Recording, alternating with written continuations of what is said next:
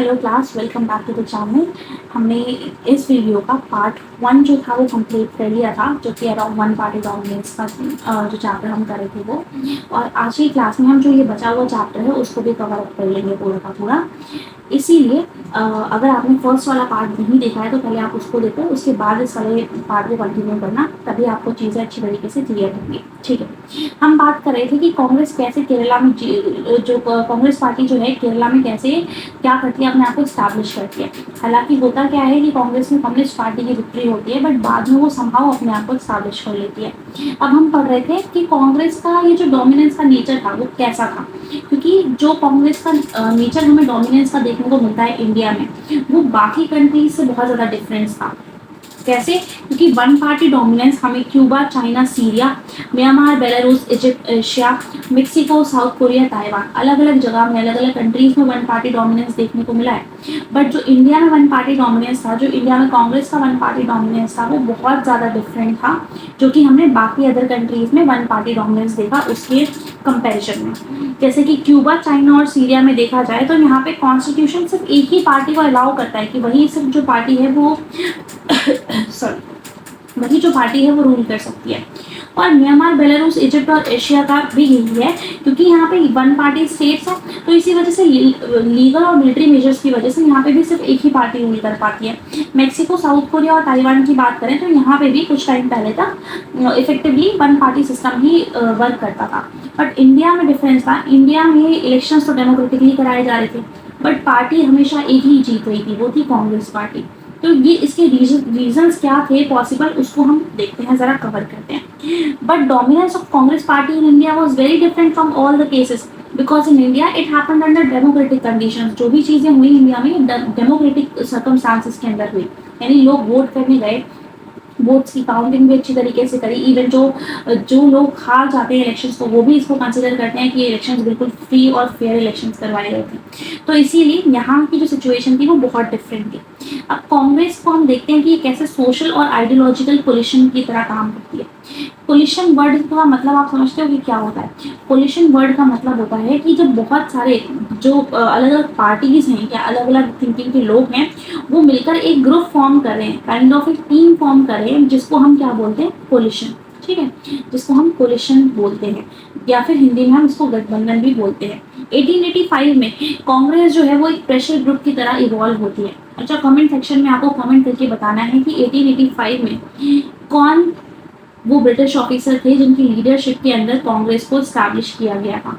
ये आपका होमवर्क है, आपको कमेंट सेक्शन में बताना है। Begin as a party dominated by English speaking people. ये जो पार्टी थी, ये स्टार्टिंग में हमने देखा कि ये पार्टी, इसमें ज़्यादातर लोग इंग्लिश स्पीकिंग जो थे वो डोमिनेट करते थे। बिकॉज कब बनी, आप देख रहे हो 1885 में ये बनी है, तो उस टाइम पीरियड में ऐसा कुछ इतना कॉन्सेप्ट आया नहीं था आज़ादी वाला कि हमें कल को आज़ादी भी चाहिए होगी। And upper section of the society.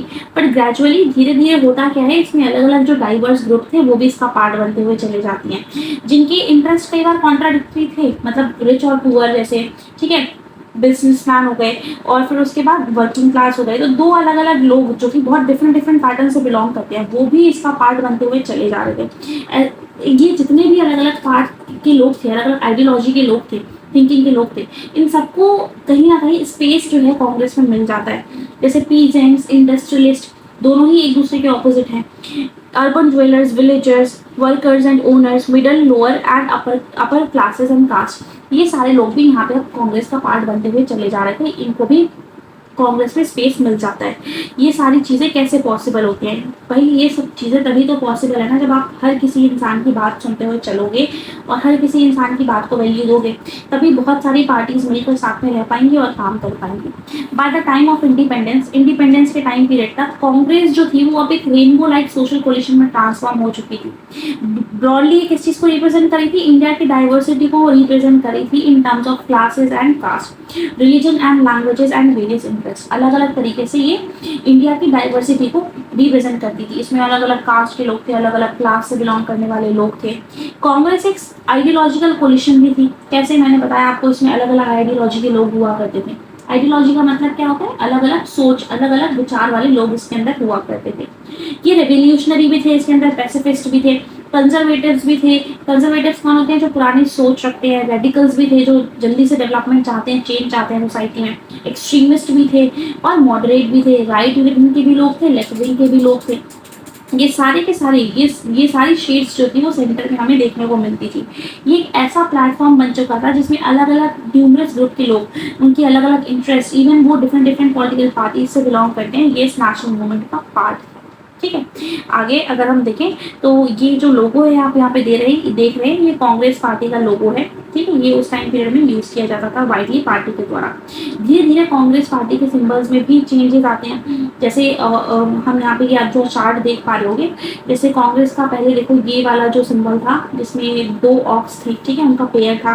फिर उसके बाद ये जो सिंबल है वो चेंज हो जाता है, और उसके बाद जो सिंबल है आज के टाइम पीरियड में ये वाला सिंबल जो है वो वर्किंग है। ऐसे बीजेपी के साथ होता है। BJP was a part of कौन सी पार्टी का पार्ट थी? ये भारतीय जनसंघ का पार्ट थी ना, तो उसका सिंबल पहले दिया हुआ करता था, फिर ये इवॉल्व हो जाती है और ये धीरे धीरे जनता पार्टी जो है ये फ्लोअर फार्मर को दिखाने लग जाती है। अब आज के टाइम पीरियड में इसका जो सिंबल है पार्टी का वो क्या है? लोटस। ठीक है, तो ये अलग अलग इवोल्यूशन है, कैसे कैसे सिंबल इवॉल्व होते हैं time to time. Tolerance and management of factions, कैसे टॉलरेट किया जाता है, कैसे मैनेज किया जाता है डिफरेंट डिफरेंट फैक्शंस को, इनको देखेंगे। This coalition-like character of Congress gave it an unusual strength. The advantage of coalition are, ये जो coalition-like character था ना कांग्रेस के अंदर, ये बहुत unusual strength देता है इसको। कैसे? क्योंकि advantages थे इसके। जब अलग अलग पार्टी के जो बहुत सारे अलग अलग आइडियोलॉजी के लोग हैं वो एक ही जगह पे आकर बैठने लग गए, एक ही साथ बात करने लग गए, है ना। फॉर एग्जाम्पल के लिए देखते हैं, जैसे बीजेपी और कांग्रेस के लीडर एक साथ ही बैठकर बात करने लग गए, मिलने लग गए और एक साथ ही सरकार फॉर्म करने लग गए, तो क्या ऑपोजिशन बचेगा कल को? अच्छा खासा ऑपोजिशन तो नहीं बचेगा ना इंडिया में। तो इसीलिए यहाँ पर कांग्रेस में उस टाइम पीरियड में ऐसा ही था। यहाँ पे लगभग सारे अलग अलग जितने भी लोग थे उन सबकी जो आइडियोलॉजी थी उसको अकोमोडेट करते थे ये लोग, है ना। Firstly कोalition accommodates all those who join it. Therefore, it has to avoid any extreme position and strike a balance on almost all issues. Congress बहुत यहाँ पे समझदारी से काम करती थी। वो जितने भी लोग इसको ज्वाइन करते थे उस टाइम पीरियड में, उन सबके जो व्यूज थे उनको यहाँ पे रखने का मौका देती थी और यहाँ पे किसी भी एक्सट्रीम पोजीशन पे जाने से बचती थी। क्योंकि अगर वो किसी भी चीज़ को ज़्यादा सपोर्ट कर देगी या किसी चीज़ के ज़्यादा अगेंस्ट हो जाएगी तो रिस्क रहेगा ना कि क्या हो सकता है वहाँ पे उस टाइम पीरियड में कि कांग्रेस का जो सपोर्ट है वो धीरे धीरे कम होता हुआ चला जाएगा। ठीक है, इसीलिए बैलेंस बना के चलती थी सारे इश्यूज पे।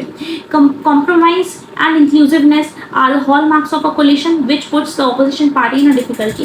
कॉम्प्रोमाइज, इंक्लूसिवनेस थी इसमें, ये क्या बन चुका था? ये हॉलमार्क बन चुका था कोलिशन का, और जिसकी वजह से ये जो पार्टी थी ऑपोजिशन पार्टी ये मुश्किल में पड़ जाती थी, डिफिकल्टी में पड़ जाती थी। जो भी चीज़ जो ऑपोजिशन पार्टी थी वो सोचती थी कि अच्छा हम ऐसा कुछ करेंगे, क्या नई पॉलिसीज लेकर आएंगे या इसके अगेंस्ट बोलेंगे, वो चीज़ ऑलरेडी वो वहाँ पे एग्जिस्ट कर रही होती थी और उस चीज़ को ये ऑलरेडी रिस्पेक्ट भी दे रहे होते थे अपनी पार्टी के अंदर ही। ठीक है, the position wanted to say would also find a place in the programme and ideology of Congress. वो ऑलरेडी उस चीज़ को भी जगह दे देते थे।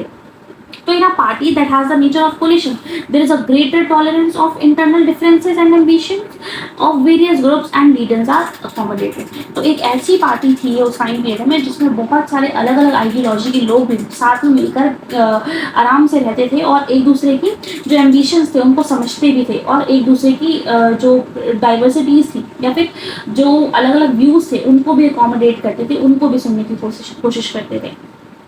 The Congress did both these things during the freedom struggle and continued doing this even after the independence. Congress इन चीज़ों को बड़े ध्यान से इंडिपेंडेंस के दौरान करती है, सारे ग्रुप्स को साथ में लेकर आना, सबकी बातें सुनना, उनको अकोमोडेट करना, सारी चीज़ें जो है वो बहुत स्मूथली चलती है। और इवन फ्रीडम मिलने के बाद के टाइम पीरियड तक भी फ्रीडम मिलने के काफ़ी साल बाद तक ये चीज़ें जो है वो कंटिन्यू चलती रहती हैं। इसीलिए हमें कांग्रेस का डोमिनेंस जो है इंडिया में देखने को मिलता है काफ़ी सालों तक। ठीक है, अब देखते हैं फैक्शंस क्या होते हैं। अभी हमने कोलिशंस देखे, अब फैक्शंस देखते हैं क्या होते हैं जो अलग अलग एक ही पार्टी के अंदर। अब कोलिशन क्या होता है कि एक हमने यहाँ पे एक अलायंस टाइप का टीम टाइप की फॉर्म कर ली, इसमें डिफरेंट पार्टीज हैं। ठीक है, ये अलग अलग पार्टीज है, बट फैक्शन थोड़ा सा डिफरेंट होता है। फैक्शन में क्या है, अलग अलग टाइप के लोग हैं, अलग अलग टाइप के ग्रुप हैं और ये इसका पार्ट बन चुके हैं इस फैक्शन का। तो कांग्रेस जो थी वो उस टाइम पीरियड में फैक्शन की तरह काम करती थी। फैक्शन के अंदर क्या आता है, various groups inside a party called factions. The coalition nature of the Congress party tolerated and in fact encouraged various factions. जो कोलिशन नेचर था कांग्रेस पार्टी का, ये बहुत ज्यादा टॉलरेंट था और ये एनकरेज करती थी ऐसे फैक्शंस को जो इसके अंदर थे, जो अलग अलग आइडियोलॉजी से बिलोंग करते थे, ये उनको बहुत एकोमोडेट किया करती थी। How factions added strength to the Congress, ये फैक्शंस कैसे मजबूत बनाते थे कांग्रेस को, ये देखते हैं। Instead of being a weakness, कि बहुत सारे अलग अलग तरीके के आपने आइडियोलॉजी के लोग रख लिए अगर अपने ग्रुप के अंदर, तो जाहिर सी बात है कि आगे आने वाले टाइम पीरियड में लड़ाई भी हो सकती है, कॉन्फ्लिक्ट भी हो सकता है। बट कांग्रेस में ऐसा कुछ था ही नहीं, कांग्रेस में ये वीकनेस नहीं बना, ये फैक्शन जो था ये इसकी स्ट्रेंथ बन के चला आया, ये इसकी स्ट्रेंथ बन गया। और most of the state units of the Congress were made up of nucleus faction. और जहाँ पे स्टेट में अलग अलग जगह पे कांग्रेस जीतती थी ना, वो इसी वजह से जीत पा रही होती थी क्योंकि वहाँ पे उसकी फैक्शंस जो थी वो उसको इजीली वहाँ पे मिल जाती थी। The factions took different ideological position, जो फैक्शंस थी ये अलग अलग डिफरेंट टाइप की आइडियोलॉजिकल पोजीशंस पे रहते थे, making the Congress appear as a grand centrist party.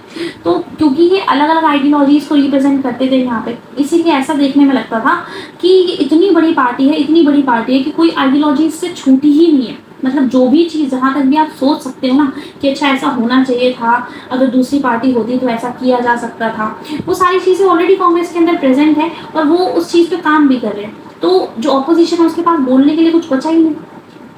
ठीक है, तो other parties primarily attempted to influence these factions and thereby indirectly influence policy and decision making from the margins। इन्होंने कोशिश तो करी कि मतलब थोड़ा बहुत हम क्या करें, यहाँ पे अटेम्प्ट भी किया इन्होंने फैक्शंस को यहाँ पे आगे बढ़ाने का, और जिससे कि इनकी डिसीजन मेकिंग जो प्रोसेस है वो क्या हो सके, वो मार्जिन के प्रति भी रहे। The system of factions function as balancing mechanism within the ruling party.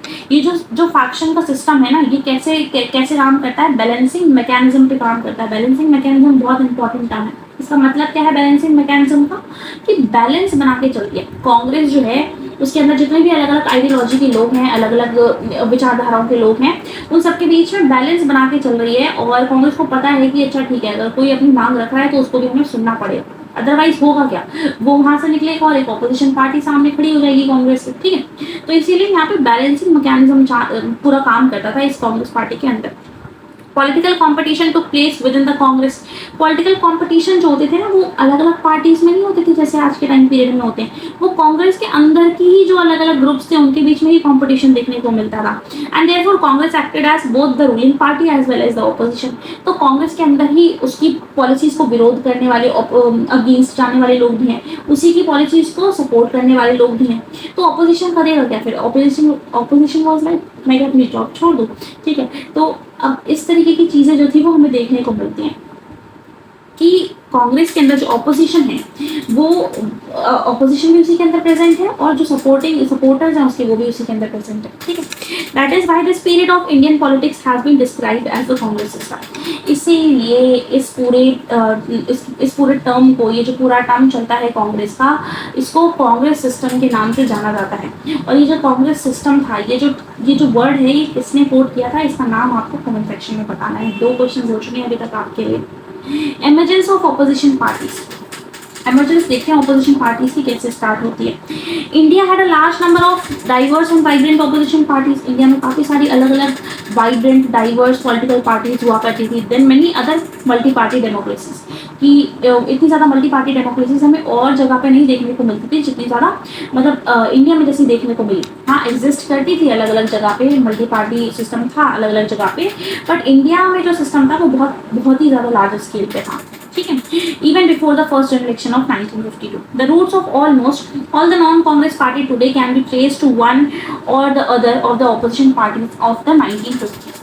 तो अगर हम ऐसा कहें कि हर एक पार्टी जो आज के टाइम पीरियड में एग्जिस्ट करती है, ये कभी ना कभी कांग्रेस का पार्ट हुआ करती थी। तो ये सच है कि ऐसा है कि कभी ना कभी वो जो फैक्शन के रूप में थी या कोलिशन के रूप में, वो कभी ना कभी कांग्रेस का पार्ट रही। ठीक है, क्योंकि ये सबको अकोमोडेट करते थे और ऑपोजिशन था ही नहीं उस टाइम पीरियड में। इवन कहने को तो ऑपोजिशन था, लाइक कम्युनिस्ट पार्टी एग्जिस्ट कर रही थी वहाँ पे, और भी बहुत सारी ऐसी पार्टीज थी, बट जितना ज़्यादा ऑपोजिशन खड़ा होना चाहिए था उसके सामने, उतना ज़्यादा ऑपोजिशन था ही नहीं। Role played by opposition. Opposition क्या रोल प्ले करती थी ये देखते हैं। इनका काम था टोकन रिप्रेजेंटेशन का। अब उस टाइम पीरियड में भाई मैंने बताया ना, ऑपोजिशन तो यही कही कि भाई सारे काम तो तुम ही कर ले रहे हो, तुम रूल भी कर रहे हो, तुम अपोज भी कर रहे हो पॉलिसीज को एक ही पार्टी के अंदर, तो हम क्या करेंगे, हम जॉब थोड़ी छोड़ देंगे अपनी, है। तो ऑपोजिशन क्या करती थी, ऑपोजिशन का काम था टोकन रिप्रेजेंटेशन देना, मतलब कि एक एटलीस्ट एक कहने के लिए तो ऑपोजिशन है ना हमारे पास, यानी all these opposition party succeeded in only gaining a token representation, यानी इनके पास एक टोकन तो था कि at least we belong to this particular category, और हम रूल कर रहे हैं अभी फिलहाल, या फिर हम अपोजिशन पार्टी में, ऐसा टैग तो था ना एटलीस्ट इनके पास in the Lok Sabha and state assemblies. During this period, yet their presence played a crucial role in maintaining democratic character of the system. मतलब ज़्यादा कुछ करने को था नहीं, टोकन रिप्रेजेंटेशन थी इनके पास, बट स्टिल ये इन लोगों ने बहुत ज़्यादा स्टार्टिंग में रोल प्ले करा जो हमारी इंडिया की डेमोक्रेसी थी उसको शेप करने में। These party offered a sustained and often principled criticism. ये लोग भी कोशिश करते रहते थे कि प्रिंसिपल जो क्रिटिसिज्म है उसको लेकर आए of the policies and practices of Congress party. This kept the ruling party under check and often changed the balance of power within the Congress by keeping democratic political alternatives alive. These parties prevented the resentment with the system from turning anti-democratic. तो ये क्या करते थे, अब ये कोशिश करते रहते थे कि हम क्या करें, जो भी कांग्रेस की जो कमियां हैं उसको बाहर लेकर आए और दिखाएं। तो इससे होगा क्या, जब कमियां उसकी जो भी है वो बाहर आएंगी तो इससे क्या पॉसिबल होगा, इससे ये होगा कि जो चेक्स एंड बैलेंसेज है वो रूलिंग पार्टी पे बने रहेंगे, ठीक है, और बैलेंस ऑफ पावर भी बना रहेगा कांग्रेस के अंदर भी और ऑपोजिशन के बीच भी। इसी से ही तो पता चलेगा कि अच्छा सच में डेमोक्रेसी काम कर रही है इंडिया में या फिर सिर्फ नाम की चल रही है। These parties also groom the leaders. ये जो पार्टी के जो लीडर्स थे उनको भी ग्रूम करती थी, who were to play a crucial role in the shaping of our country. तो इससे क्या हुआ, इससे अलग अलग लीडर्स जो थे उस टाइम पीरियड में शेप हुए, जो कि बहुत इंपॉर्टेंट रोल प्ले कर सकते थे, है ना, आने वाले टाइम पीरियड में। In the early years there were a lot of mutual respect. Early time period में ये जो लीडर्स थे वो एक दूसरे की बहुत ज़्यादा रिस्पेक्ट किया करते थे। आज की तरह नहीं होता है भाई कि जो रूलिंग पार्टी के लीडर्स हैं और जो अपोजिशन पार्टी के लीडर्स हैं वो आपस में लड़ने लग जाए, आज की तरह नहीं होता है बिल्कुल भी। उस टाइम पीरियड में काफ़ी ज़्यादा ये लोग एक दूसरे को सपोर्ट करते थे, और ऐसा भी होता था कि लीडर ऑफ ऑपोजिशन से जो बेसिकली जो ऑपोजिशन से बिलोंग करते हैं लीडर्स, वो भी रूलिंग पार्टी का साथ दे रहे होते थे, अलग अलग मैटर्स में उनकी हेल्प करते थे। जैसे कि अगर डॉक्टर भीमराव अम्बेडकर की बात करें, ठीक है, श्यामा प्रसाद मुखर्जी की बात करें, तो इन लोगों के पास बहुत ज़्यादा वास्ट नॉलेज था, एंड अगर इनसे कभी भी कोई हेल्प सीख करी जाती थी कांग्रेस के थ्रू तो ये हमें कभी भी डिनाई नहीं करते थे, और ना ही कांग्रेस इनकी जो भी इनकी आइडियोलॉजी थी उसको अकोमोडेट करने से कभी पीछे हटती थी, ठीक है। That the first phase of democratic politics in our country was very unique. इसीलिए जो पहला फेज चलता है डेमोक्रेटिक पॉलिसीज का हमारी कंट्री में वो बहुत यूनिक था, बहुत हटके था। This inclusiveness character of the national movement led by the Congress enabled it to attract different sections, groups, interest and making it a broad based social and ideological coalition. सीधी सी बात है, कुछ नहीं लिखा है, बस ये लिखा हुआ है कि डिफरेंट ग्रुप्स, डिफरेंट इंटरेस्ट वाले लोग सारे के सारे कांग्रेस के अंदर आ चुके थे, और जिसकी वजह से ऐसा क्यों हुआ था, क्योंकि इसका इंक्लूसिवनेस कैरेक्टर था, ठीक है, बस सिंपल सी बात है। अगर ये क्वेश्चन लॉन्ग क्वेश्चन के फॉर्म में भी आता है तो आप एग्जैक्टली इसी तरीके से पॉइंट्स को प्रेजेंट कर देंगे, ऐसे हाईलाइट करते हुए इंपॉर्टेंट कीवर्ड्स को, तो आपको पूरे मार्क्स मिल जाएंगे। आगे, the key role of the Congress is in the freedom struggle, thus give it a head shot over the head start over the others. अब सबसे बड़ी चीज़ जो इसको सबसे फ़ायदा मिलता था कि भाई इसके पास एक एडवांटेज था कि ये नेशनल मूवमेंट के दौरान से ही कनेक्ट थी सारे लोगों से, है ना, और कहते नहीं है कि जैसे जो सबसे ज़्यादा पहले आता है इंसान वो चांसेस रहता है कि वो ज़्यादा अच्छा परफॉर्म करने वाला है, मतलब जिसने फॉर एग्जांपल साल के स्टार्टिंग से ही अच्छे से प्रिपरेशन करनी शुरू कर दी होगी तो उसका रिजल्ट रिलेटिवली बेटर देखने को मिलता है ना। तो इसी तरीके से कांग्रेस का भी था, कांग्रेस फ्रीडम स्ट्रगल के दौरान ही सबको इकट्ठा करने में लगी हुई थी, इसी वजह से कहीं ना कहीं वो सबके बीच में पॉपुलर भी थी, सब ज़्यादातर उसको जानते भी थे। अब देखते हैं, हमने लगभग ऑल जितने भी टॉपिक्स थे वो कवर कर लिए हैं। जो बॉक्स में इंफॉर्मेशन गिवन थी ना और डिफरेंट लीडर्स के बारे में और पार्टीज़ के बारे में, उसको कर लेते हैं क्योंकि वो भी बहुत ज़्यादा इंपॉर्टेंट है। Major political parties and their ideologies. सबसे पहले हम बात करेंगे सोशलिस्ट पार्टी की। ये जो सोशलिस्ट पार्टी थी इसको फॉर्म किया जाता है कांग्रेस के अंदर ही, ये कांग्रेस के अंदर ही फॉर्म करी जाती है 1934 में by a group of young leader who wanted radical and egalitarian society. ये उन लोगों के ग्रुप के द्वारा फॉर्म करी गई थी जो लोग इक्वालिटी चाहते थे सोसाइटी में, इगैलिटेरियन सोसाइटी चाहते थे। यूएसएसआर का कॉन्सेप्ट याद है ना, तो उसी तरीके की सोसाइटी ये लोग चाहते थे। 1948 में होता क्या है, जैसे देश आज़ाद हो जाता है तो 1948 में कांग्रेस अपने कॉन्स्टिट्यूशन को अमेंड कर देती है और बोलती है कि अब कोई भी मेंबर डुअल सिटीजनशिप नहीं रख सकता है। मतलब हम इस चीज़ को अलाउ नहीं करेंगे कि आप हमारी पार्टी के मेंबर हो, आप किसी और पार्टी के भी मेंबर हो, ठीक है। जैसे सोशलिस्ट पार्टी के मेंबर हो और कांग्रेस के मेंबर हो, तो this will not going to work from now onwards. तो अब ऐसा नहीं चलने वाला है। तो इसीलिए डुअल मेंबरशिप का इन्होंने जो प्रावधान था अपने कॉन्स्टिट्यूशन में से कैंसिल कर दिया। तो इसकी वजह से सोशलिस्ट बेचारे जो थे अब उनको अपनी अलग पार्टी फॉर्म करनी पड़ी। और हुआ कब इनके साथ? 1948 में, ठीक है। इसका सिंबल क्या था? इसका सिंबल था ट्री। इसके फाउंडर थे आचार्य नरेंद्र देव। और कौन से ईयर में इसको फॉर्म किया जाता है? 1948। और भी इसके कुछ प्रोमिनेंट लीडर्स थे, जैसे जयप्रकाश नारायण, अच्युत पटवर्धन और अशोक मेहता, राम मनोहर लोहिया, SM जोशी, ये सारे भी इसके बहुत ज़्यादा प्रोमिनेंट लीडर्स रहे हैं। इसकी आइडियोलॉजी क्या थी? सोशलिस्ट इस बात में बिलीव करते थे कि भाई सोशलिज्म तो आना चाहिए और डेमोक्रेटिक सोशलिज्म आना चाहिए, बिकॉज डेमोक्रेसी को अडॉप्ट करने पे तो लगभग हर कोई इंडिया में उस टाइम पीरियड में एग्री था, which distinguished them both from the Congress as well as from the communist. इनका कहना था कि भाई हम कम्युनिस्ट से भी थोड़े से अलग दिखेंगे और हम कांग्रेस से भी अलग दिखेंगे अगर हम ऐसा करते हैं, एक डेमोक्रेटिक सोशलिज्म की जो आइडियोलॉजी है उसको फॉलो करते हैं। They criticise the Congress for favouring capitalist. ये कांग्रेस के ऊपर आरोप लगाते रहते थे कि भाई आप तो सिर्फ और सिर्फ जो लैंडलॉर्ड्स होते हैं ना उन्हीं का फेवर करते रहते हो, जिनके पास पैसा है, जिनके पास पावर है, आप तो सिर्फ उन्हीं को फेवर करते हो। जो छोटे लोग हैं, जो गरीब लोग हैं, उनके बारे में, जो बैकवर्ड लोग हैं, जो डिसएडवांटेज कम्युनिटी से बिलोंग करते हैं, उनके बारे में तो आप सोचते ही नहीं हो बिल्कुल भी। तो ये कहते थे, ये आरोप लगाते थे कि that you are ignoring workers and peasants, ठीक है। Socialist party went through many splits. Socialist party जो है वो अलग अलग स्प्लिट्स से होती हुई गुजरती है। रीयूनियन भी होता है इसमें। स्प्लिट मतलब क्या होता है? ब्रेक हो जाना, ठीक है। तो सोशलिस्ट पार्टी में ब्रेक्स भी होते हैं, फिर से रीयूनियन भी होता है इसका। और इसकी वजह से क्या होता है? Reunion leading to the formation of many socialist parties, like कौन कौन सी? Kisan Mazdoor Praja Party, Praja Socialist Party, Samyukta Socialist Party, और ऐसी जो पार्टीज थी वो टाइम पीरियड में कांग्रेस से निकल के ही फॉर्म होती है। कम्युनिस्ट पार्टी ऑफ इंडिया की बात करते हैं। कम्युनिस्ट पार्टी ऑफ इंडिया कहाँ पे इलेक्शंस जीती थी, कौन से स्टेट में? सबसे पहले बात बताओ जल्दी से, अभी हम पढ़ के आए ना ऊपर।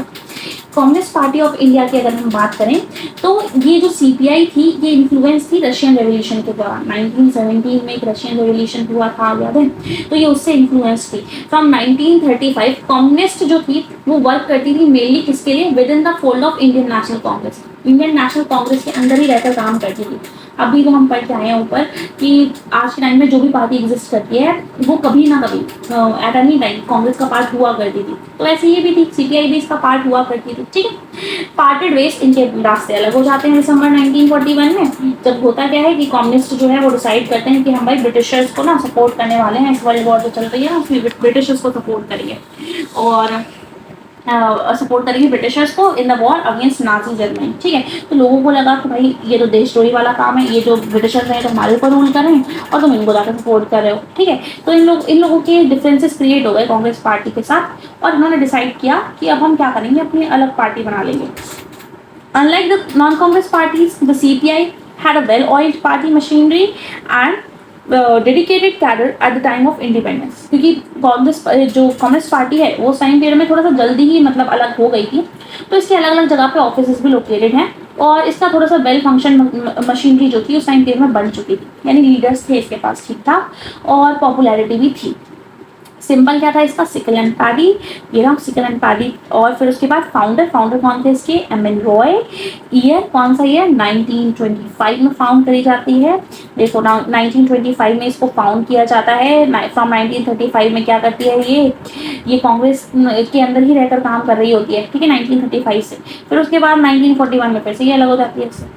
इसके और प्रोमिनेंट लीडर्स के नाम देख लेते हैं बड़ी। AK गोपालन, S.A. डांगे, EMS नंबूरीपाद और उसके बाद PC जोशी, अजय घोष और P सुंदरैया। अलग अलग जो लीडर्स हैं इनके नाम थोड़े से डिफिकल्ट है, याद कर लेना जरूरी है, ठीक है।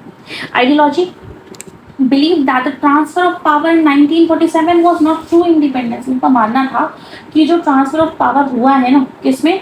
जो ये पहले का ट्रांसफर ऑफ पावर हुआ, जो हमें पावर मिली ब्रिटिशर से, वो असलियत में इंडिपेंडेंस नहीं थी, वो आज़ादी नहीं थी। तो इनके कहने का मतलब क्या है? आज़ादी तो क्या था? इनके कहने का मतलब ये है कि वो इंडिपेंडेंस नहीं थी एंड एनकरेज वायलेंट अपराइजिंग इन तेलंगाना। इन्होंने बोला कि भाई वो कौन सी आज़ादी थी, क्या फ़ायदा, हमें तो हमारे अलग अलग राइट्स मिले ही नहीं, अलग अलग स्टेट्स को अलग अलग राइट्स इतने ज़्यादा मिले नहीं जितने ज़्यादा मिलने चाहिए थे। तो वो कोई ट्रू आज़ादी वाज़ादी नहीं थी।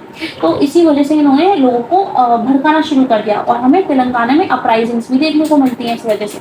1951 में कम्युनिस्ट पार्टी क्या करती है, वायलेंट पाथ को अबैंडन कर देती है और कहती है भाई अब तो मैं बिल्कुल भी हिंसा नहीं करने वाली हूँ और शांति के पाथ पे एकदम पीसफुली अपने प्रोटेस्ट वगैरह करेंगे हम and decided to participating in approaching general elections. अच्छा, पीछे का राज ये था क्योंकि जनरल इलेक्शंस आ रहे थे इसीलिए इसको इसमें पार्टिसिपेट करना था, इसलिए इसने सारे हथियार वगैरह साइड में रख दिए कि भाई अभी हम लड़ाई वड़ाई नहीं करेंगे। कितनी सीट्स जीती थी, 16 सीट्स जीती थी फर्स्ट जनरल इलेक्शन में। सेकंड पार्टी थी ना ये हाईएस्ट सीट्स जीतने वाली। Party support was more concentrated in Andhra Pradesh. इसका जो पार्टी का सपोर्ट था क्योंकि ये कम्युनिस्ट पार्टी है और तेलंगाना में अपराइजिंग्स हुई थी, केरला में जीती हुई थी, तो इसका जो सपोर्ट था वो सदर्न इंडिया वाले पार्ट में ही ज़्यादा लिमिटेड था। आंध्र प्रदेश में, वेस्ट बंगाल में भी था एक्चुअली, बिहार और केरला में भी हमें देखने को मिलता है। पार्टी में भी स्प्लिट आता है, इसमें सीपीआई में भी स्प्लिट आता है, 1954 में स्प्लिट आता है जब आइडियोलॉजिकल शिफ्ट देखने को मिलता है सोवियत यूनियन और चाइना के बीच में। जो प्रो सोवियत फैक्शंस थे ना, जो मतलब एकदम सोवियत यूनियन को दिलो जान से चाहते थे और जिनका मानना था कि भाई जो यूएसएसआर कर रहा है वो वाली आइडियोलॉजी जो है वो ज़्यादा सही है, ठीक है। तो वो लोग क्या करते हैं, वो जो प्रो सोवियत फैक्शन थे वो सीपीआई के अंदर ही रहते हैं और जो उसके ओपोनेंट्स थे वो सीपीआई एम को फॉर्म कर लेते हैं। एम का मतलब क्या है, सीपीआई एम मार्क्सिस्ट, ठीक है। भारतीय जनसंघ, तीसरी भारतीय जनसंघ की लीनेज की बात करें तो इसको हम राष्ट्रीय स्वयंसेवक यानी आरएसएस के टाइम पीरियड से ही टैग कर सकते हैं। और हिंदू महासभा बिफोर इंडिपेंडेंस, जब इंडिपेंडेंस से पहले की ऑर्गेनाइजेशन है ना ये हमारी। भारतीय जनता पार्टी की बात करें, बीजेपी की बात करें तो इसकी रूट्स हमें भारतीय जनसंघ में देखने को मिलती हैं। अभी ऊपर लोगोस देख के आए थे ना इनकी पार्टी है, भूल गई पर सिंबल क्या है इसका, दिया। और आज के टाइम में इसका सिंबल क्या चेंज हो चुका है, लोटस। फाउंडर्स के कौन थे, श्यामा प्रसाद मुखर्जी। कौन से ईयर में फाउंड करी जाती है, 1951 में। और भी इसके प्रोमिनेंट लीडर्स थे, दीनदयाल उपाध्याय, बलराज माधव, ये सारे इसके प्रोमिनेंट लीडर्स रहे हैं। इसकी आइडियोलॉजी क्या थी, ये एम्फसाइज करती थी एक ही कंट्री के आइडिया पे, one country one culture one nation के आइडिया पे ये एम्फसाइज करती थी। एक ही कंट्री होना चाहिए, सबका एक जैसा कल्चर और एक ही देश होना चाहिए। और ये बिलीव करते थे कि believe that the country could become modern, progressive and strong on the basis of Indian cultural tradition। इनका मानना था कि इंडिया अगर अपने ट्रेडिशन को, अपने कल्चर को फॉलो करते हुए चलेगी ना तो इंडिया डेवलप कर सकती है और बहुत अच्छे से डेवलप करेगी। पार्टी ने एक रीयूनियन की भी डिमांड करी कि इंडिया और पाकिस्तान को रीयूनाइट होना चाहिए एंड वी शुड क्रिएट अखंड भारत। इसकी जो टर्म है अखंड भारत, ये आप आज के टाइम पीरियड में बहुत बार न्यूज़ में सुनते रहते होंगे, ठीक है। तो ये अखंड भारत की डिमांड उस टाइम पीरियड से चल रही है। The party was in forefront of the agitation to replace English with Hindi as the official language. इन्होंने एक मांग भी करी थी कि हमें क्या करना चाहिए, इंग्लिश लैंग्वेज को रिप्लेस करके हिंदी को हमारा जो ऑफिशियल लैंग्वेज है वो बना देना चाहिए इंडिया में। और ये अपोज भी करते थे कि हमें ज़्यादा कंसेशंस नहीं देनी चाहिए, जो रिलीजियस माइनॉरिटीज़ हैं ना दूसरी उनको, या फिर जो और कल्चरल माइनॉरिटीज़ हैं उनको ज़्यादा कंसेशंस नहीं देनी चाहिए, ठीक है। It also advocate India's developing nuclear weapon. इन्होंने बोला इंडिया को न्यूक्लियर पावरफुल बनना चाहिए, इंडिया को अलग अलग वेपन्स बनाने चाहिए, इंडिया को भी वर्ल्ड में पावरफुल बन के आगे आना चाहिए। अब बात करते हैं, ये देख रहे हैं आप मोदी की फोटो, ठीक है। अब चलो आगे देखते हैं, स्वतंत्रता पार्टी की बात करते हैं। स्वतंत्रता party, the party stood out from others in terms of its position on economic issues. ये पार्टी जो है ना ये कैसे अलग देखने को मिलती है, हमें इकोनॉमिक इश्यूज के मामले में ये अलग देखने को मिलती है। इसका सिंबल था स्टार, सितारा, और फाउंडर थे श्री राजगोपालाचारी। ईयर 1959 में फाउंड किया जाता है। इसके और भी कुछ प्रोमिनेंट लीडर्स थे, के.एम. मुंशी, एम.जी. रंगा, मीर हुसैनी, ये सारे इसके कुछ प्रोमिनेंट लीडर्स थे। इसकी आइडियोलॉजी क्या थी, wanted the government to be less involved in controlling the economy। क्या चाहते थे भाई, ये स्वतंत्रता चाहते थे। स्वतंत्रता पार्टी से बिलोंग करते हैं तो स्वतंत्रता ही चाहते थे, फ्रीडम ही चाहते थे। ये कहते थे कि भाई जो गवर्नमेंट है ना उसको ज़्यादा कंट्रोल नहीं करना चाहिए इकोनॉमी को। It believe that prosperity can come only through individual freedom. इनका मानना था जब इंसान को फ्रीडम दोगे, जब इंसान को स्वतंत्रता दोगे तभी तो इंसान जो है वो डेवलप कर पाएगा और तभी वो प्रॉस्पर बन पाएगा। क्रिटिकल थे ये कुछ चीज़ों को लेकर। ये कहते थे भाई सेंट्रलाइज प्लानिंग नहीं होनी चाहिए, नेशनलाइजेशन नहीं करना चाहिए चीज़ों का। अब नेशनलाइजेशन के तो खिलाफ होंगे ही ना, जब ये कह रहे हैं कि फ्रीडम दो, लोगों को बिजनेस करने दो, इंडस्ट्री स्टैब्लिश करने दो, तो इसका मतलब है कि गवर्नमेंट की इन्वॉल्वमेंट नहीं होनी चाहिए। और जहाँ गवर्नमेंट की इन्वॉल्वमेंट नहीं है तो इसका मतलब नेशनलाइजेशन के अगेंस्ट है ये। पॉलिसी ऑफ नॉन अलाइनमेंट की जो पॉलिसी थी उसके भी अगेंस्ट थी उस टाइम पीरियड में, ठीक है, क्योंकि ये इनका झुकाव कहाँ पे है, ये किसके आइडियोलॉजी की तरफ भाग रहे हैं जरा बताना, यूएसए और यूएसएसआर। देखते हैं कौन फाइट कर सकता है आगे। अच्छा, ये जो चैप्टर था वो हमारा यहीं पे ही एंड हो जाता है। और इसके अलावा अगर आपको कोई भी डाउट है इस चैप्टर में तो आपको कमेंट सेक्शन में पूछ सकते हैं। नेक्स्ट चैप्टर की वीडियो जल्दी चैनल पे आ जाएगी और जल्दी मैं एक स्ट्रैटेजी वीडियो भी लेकर आने वाली हूँ। As your class 12 half yearly exams are approaching, ठीक है, तो उससे रिलेटेड एक स्ट्रैटेजी बनाएंगे कि किस तरीके से अच्छे से स्कोर किया जा सकता है। और अगर आपको ये वीडियो पसंद आई है तो प्लीज़ लाइक, शेयर, कमेंट और सब्सक्राइब करना बिल्कुल भी मत भूलना। Thank you so much for watching this video. और ये जो नोट्स है ना, हैंड रिटन नोट्स, ये आपको डिस्क्रिप्शन बॉक्स में एक टेलीग्राम चैनल की लिंक है, वहाँ पे ये आपको नोट्स जो है वो प्रोवाइड कर दिए जाएंगे। Thank you so much, bye bye.